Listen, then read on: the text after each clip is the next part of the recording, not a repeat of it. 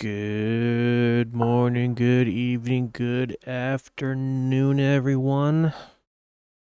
I'm Mr. Irrelevant, and welcome to Mr. Irrelevant Plays. Now, as some of you may know, sure, all of you, because let's face it, no one new really comes to watch Star Trek Online videos. But I have kind of did a few things yesterday. Two ships I want to talk about today, so you guys are getting a 2-for-1 special. Two of some of my all-time favorite ships. Number 1 and number 2 of the Klingon Defense Force. From the Klingon Empire back during the TNG era, these two ships were monsters. One you saw more of, one you saw less of, primarily because of the fact that, well, let's face it, building the second one was expensive. It was also a monster of a ship. But the first one I'm going to talk about is my favorite. And that is the legendary Vorcha. I want to talk about the legendary Vorcha. Well, last night I was trying to break a million with the legendary Negvar for a buddy of mine, so I could prove to him that it can be done. And then I immediately switched to the legendary Vorcha, the build as you see as is, and it too did over a million. Was not expecting it, was not prepared. You know, turn that on.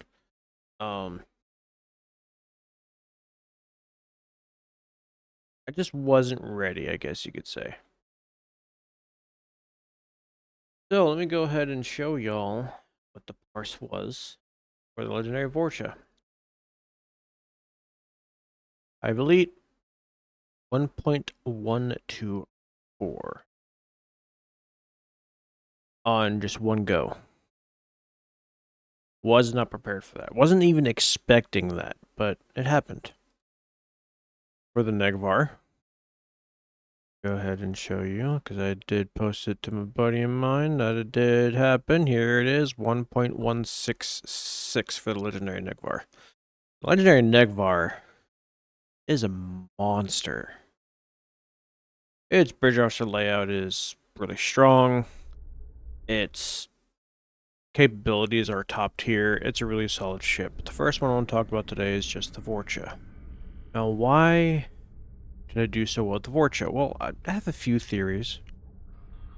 One, the maneuverability on the Vorcha is really nice, and it does have a nice drag to it.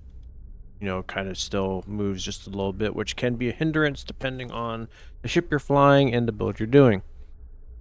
But for the beam fire oil build on the Vorcha, in the way that I have it set up, it was actually really good. And I didn't realize I was using the 2-piece revolutionary set, which, by the way, is a really good 2-piece set to do. If you have the revolutionary set and don't have the Tholian set, run the warp core and the shields for revolutionary set, and then run the competitive engines. Boom. You could even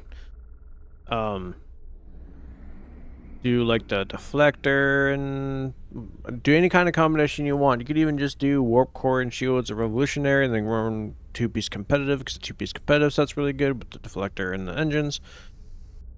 Definitely probably number 2 for me when it comes to just raw DPSing with the bonuses that it gives, but of course the colony deflector is number 1.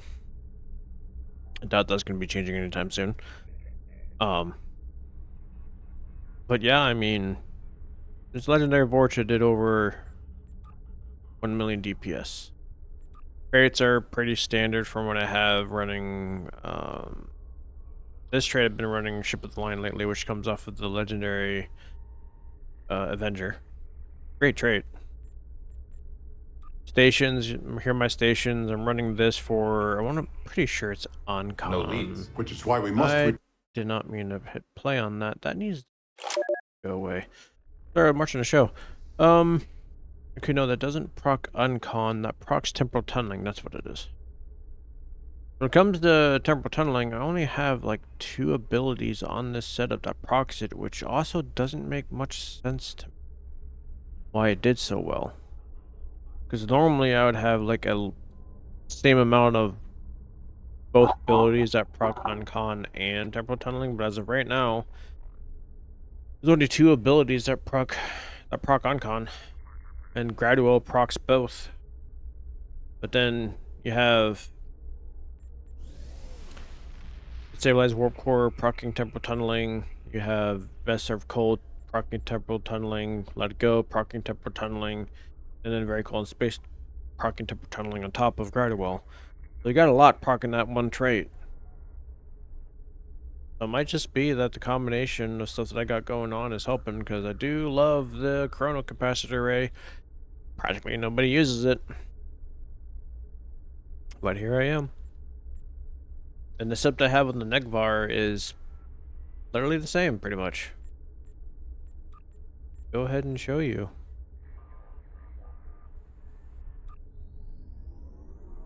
And Negvar should have done more.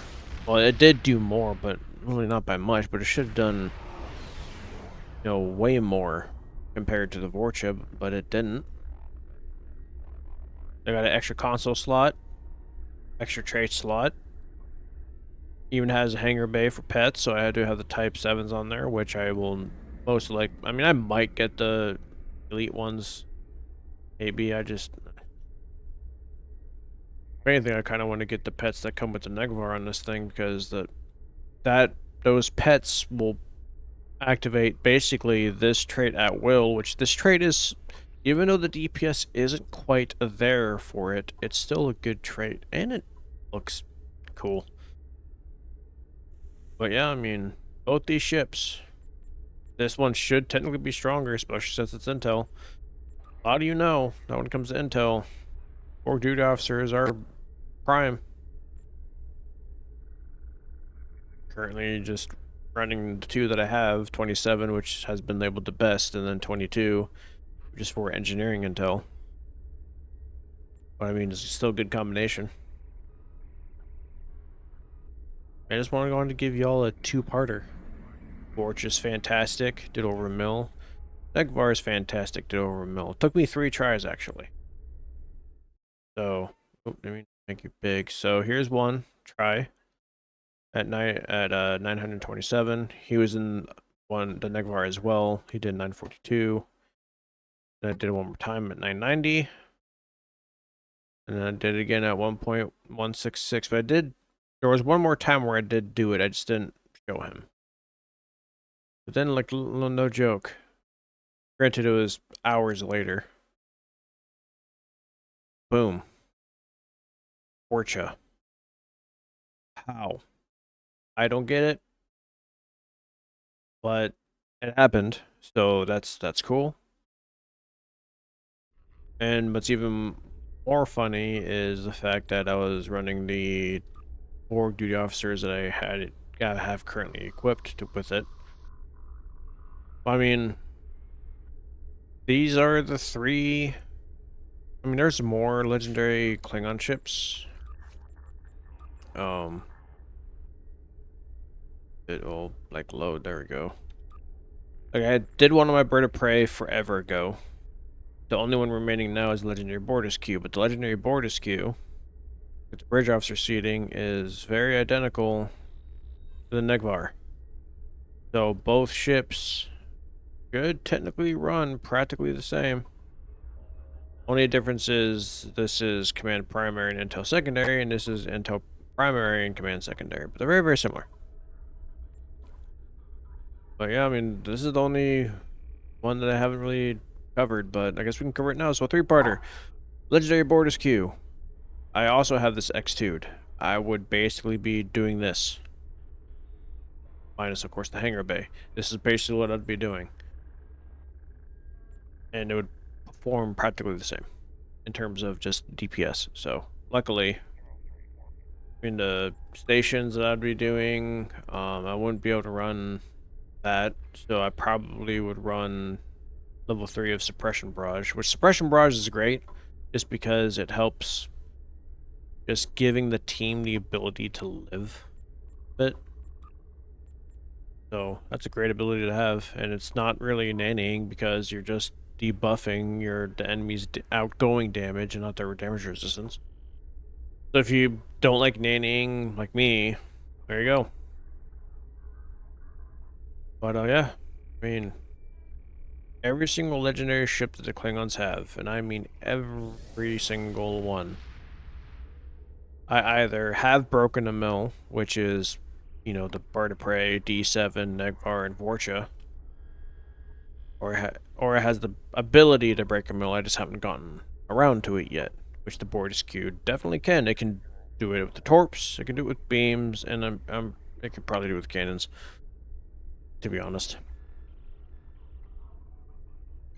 But yeah, I mean,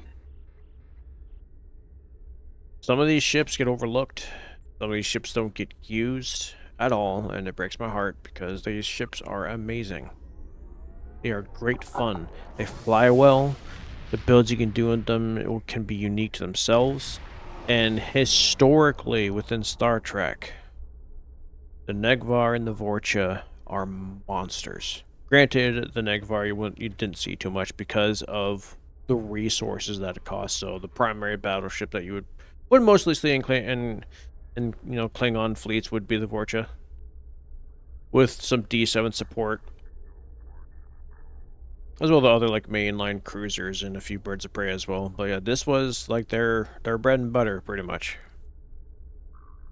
I love the Vorcha. It's literally my favorite Klingon ship. It just looks so good, like a souped up D7. Pretty much what it is. D7 with 4 guns. But I mean, yeah, Vorcha, fantastic. Negvar, fantastic. Fortescue, fantastic. Plus, they're Klingon ships. They look amazing. How could you not like these? Or want to fly them? I do. But y'all know me. I generally fly the ships that are out of the norm. So, there is some news that I have for y'all. I'm going to be doing something soon. Whether it be absolutely hilarious or just not worth my time or effort. But look out for it. Just know that's it's pretty big. Kind of. I'm taking a ship that has been labeled the worst ship in the game, and I am going to slap with it. Kinda did earlier today in a Hive Elite run. You know, I died 3 times. Oh boy. With what I saw. Y'all are in for a treat. So stay tuned. Anyway, hope you all have a fantastic night, a good day, great evening. God bless. And I will see you all